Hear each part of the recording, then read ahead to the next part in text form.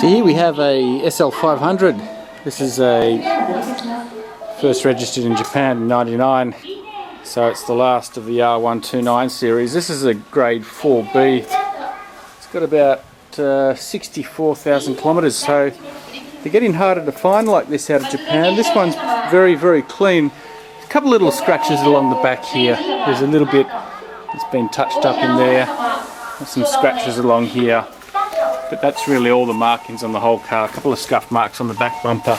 So underneath it's really nice. The tyres, the wear is nice and even. The original Mercedes Germany exhaust.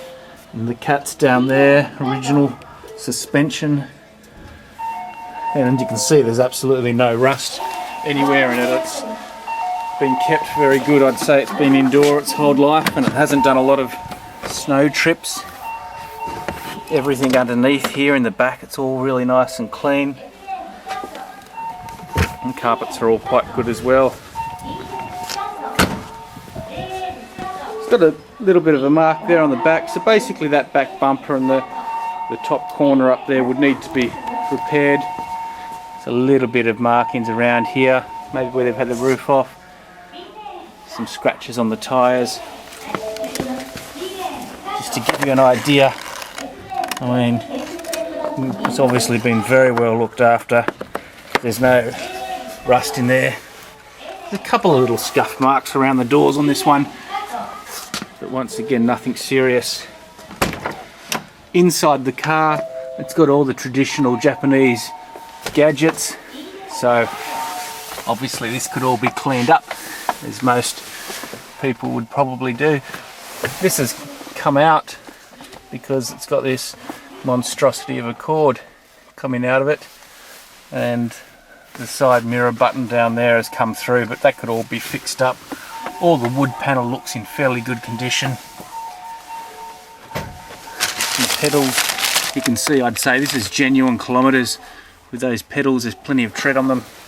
You can tell by the wear around the bolsters, it's not too bad, and the wear around the handles. There's a bit more wear around the handles there, but I'd say it's close to what it should be. About what, 65,000 kilometres. So obviously the bonnet liner would be replaced. It's pretty common on these. There's probably a little bit of oil leak around the top of the valve cover and the top of the breather in there. The oil looked reasonably good. It's obviously hard to see with these engines. So that's the top of the dipsticks broken there. It's also probably had a little bit of a leak. Well, it's obvious that it's had a leak around here, or maybe it's been opened when it's hot, either or. Maybe it's just a cap. But overall it is quite good. A few little touch-ups here and there, and this one would come up really nicely.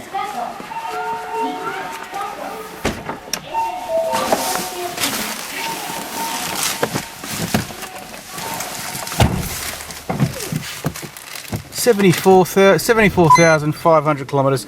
Says it needs a service. You see the roof, it's all popping nicely.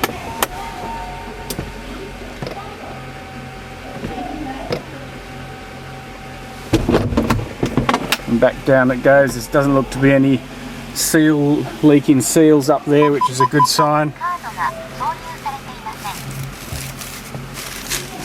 There's a whole lot of wires down there under my foot that need to be cleaned up.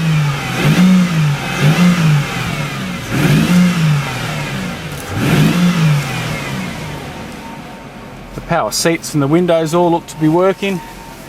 So yeah, just not a bad example of one of these that is in good condition. I think it's got a couple of little things that you could fix up, but I'd say this is going to fetch quite a high price, probably around the 1.5 million mark in this day and age. There we go. What do we got there? The coolant light's just come on, so that's probably does have a little bit of a leak there somewhere. That coolant light didn't come on before.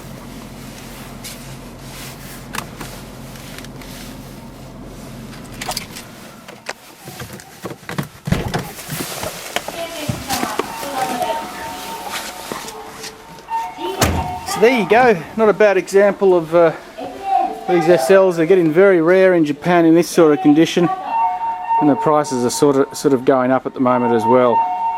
So certainly becoming a very collectible car, and this one certainly is one of the good ones around. Thanks for watching.